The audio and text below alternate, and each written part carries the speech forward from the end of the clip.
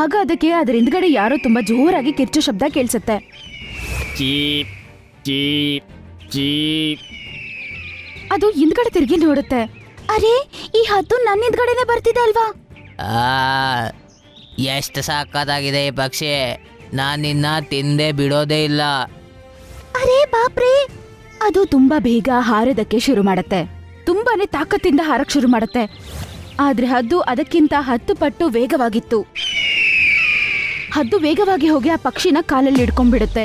ಅಯ್ಯೋ ಅಣ್ಣ, ದಯವಿಟ್ಟು ಬಿಡಣ್ಣ. ನೀನೇನ್ ದೀಪಾವಳಿ ಆಫರಾ? ನಿನ್ನ ಹಂಗೆ ಬಿಟ್ಬಿಡಕ್ಕೆ. ಪಕ್ಷಿಗಳ ಜೀವನ ಕೂಡ ತುಂಬಾ ಕಷ್ಟ, ಈಗ ಅರ್ಥ ಆಯ್ತು. ನಾನು ಸಿಂಹ ಆಗಿದ್ರೆ ತುಂಬಾ ಚೆನ್ನಾಗಿರ್ತಾ ಇತ್ತು. ಆಗದಕ್ಕೆ ಅನ್ಸತ್ತೆ ಅದರ ಭಾರ ಜಾಸ್ತಿ ಆಗ್ತಿದೆ ಅಂತ. ಅರೆ, ನೀನಿಷ್ಟು ಭಾರ ಹೇಗಾಗ್ತಿದ್ಯಾ? ಹದ್ದು ಕೈಯಲ್ಲಿ ಅದರ ಭಾರನ ಕಂಟ್ರೋಲ್ ಮಾಡಕ್ಕಾಗ್ತಿಲ್ಲ.